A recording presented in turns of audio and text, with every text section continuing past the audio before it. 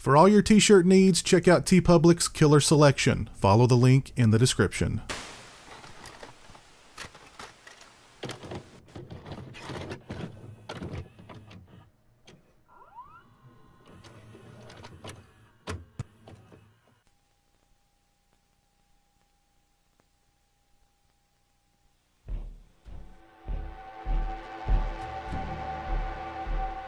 Hey, what's up, people? Piz out here, and I apologize for the way I sound. If I sound sick, it's because I am sick, so in advance, I apologize if I sound a bit stuffy, if I sound a bit congested, it's because I am.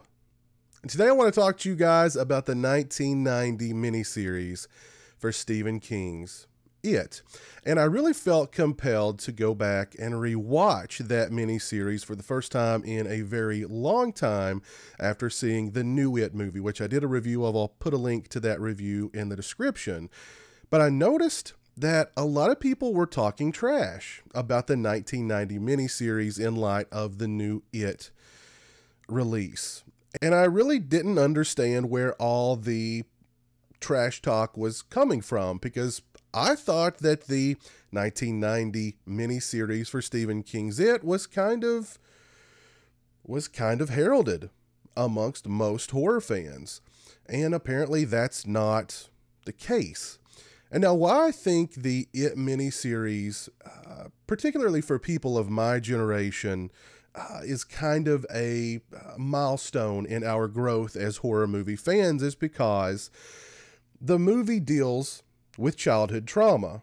And if you were of my generation in 1990 when that movie came out, you were a kid. Take into account that it was a made-for-television movie. It aired on TV during prime time. I don't remember if it was ABC or NBC, but if you watched that movie as a child, a movie about childhood trauma, you probably walked away from it with some serious childhood trauma and a fear of clowns if you didn't already have one.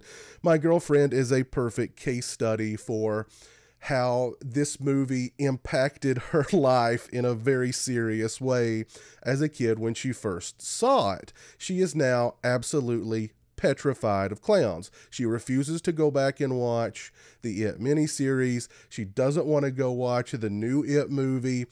Even when we met Tommy Lee Wallace at a convention, the director of the It miniseries, I pointed her out to him and I said, "You scarred her for life.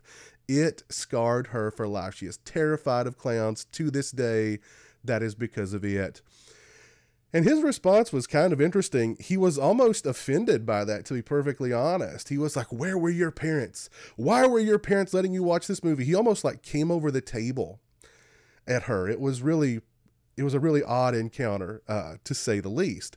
But I think if you were of that age range, a similar age range of the characters in the movie, at least the first half of It, and you watch the film, it definitely left an indelible imprint on you.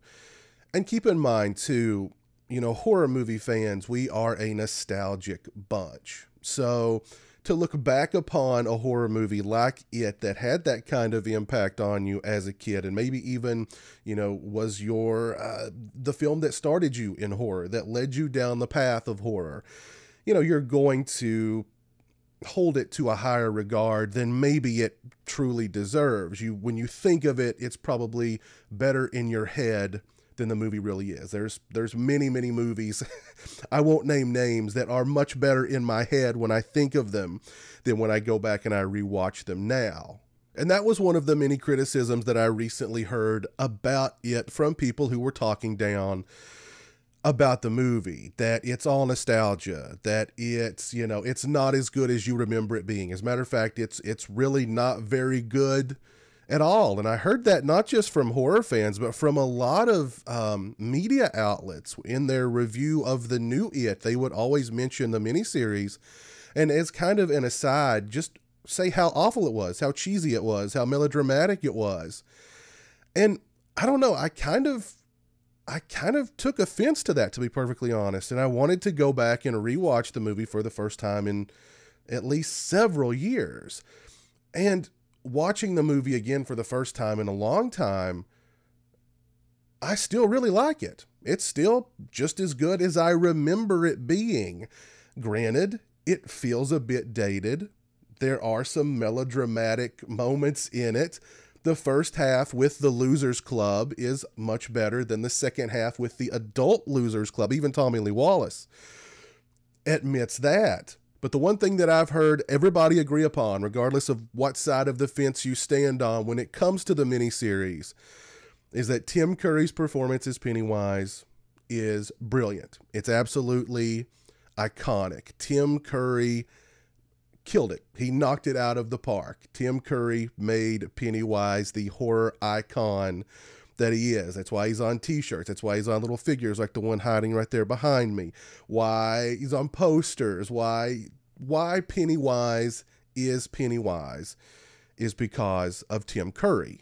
And just like the new It movie, the best part of the 1990 miniseries is, hands down, Pennywise. And Tim Curry's performance as Pennywise is absolutely sadistic. He loves torturing and tormenting and traumatizing the Losers Club. It's not just the kill, it's that build up to the kill. How far can he push them? How much terror can he bestow upon them?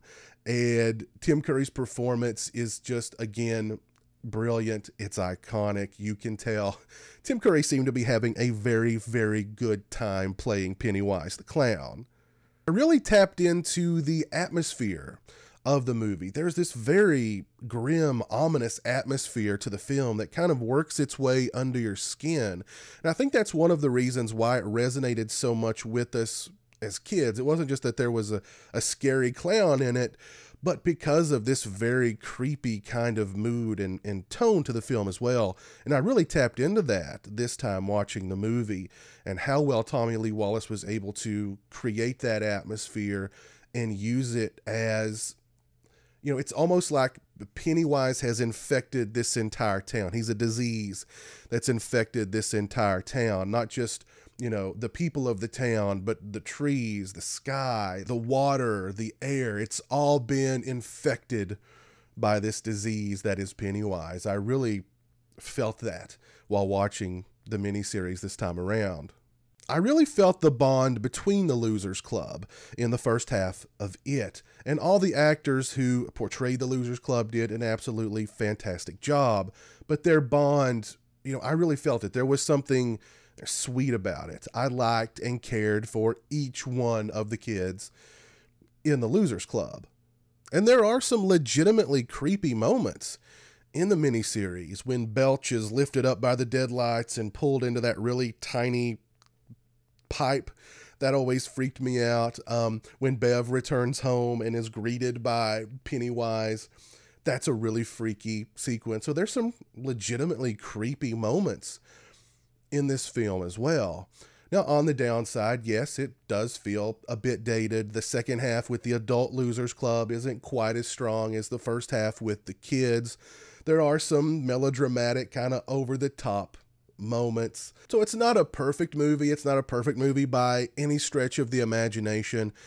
But I truly believe that it's more than just nostalgia that makes people like the It miniseries. I really do think it is a pretty strong film. And when I think of the It miniseries, I can't help but think of the Salem's Lot miniseries directed by Tobe Hooper. And yes, they both feel dated. Yes, they both feel a bit long, but there's a lot of charm there to both of those films. And I think both of them operated very, very well as a horror movie inside the strict parameters of being a television movie.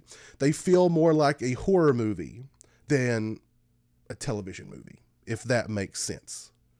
Let me know your thoughts on the 1990 Stephen King's It miniseries down in the comments section below.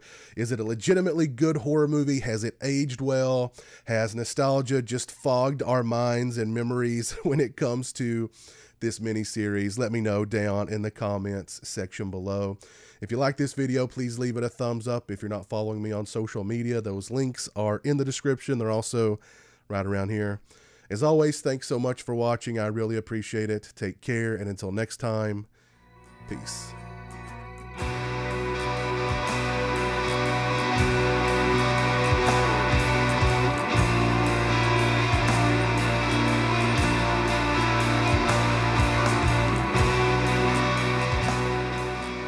Say hello to the internet, Jeremy. Hello to the internet.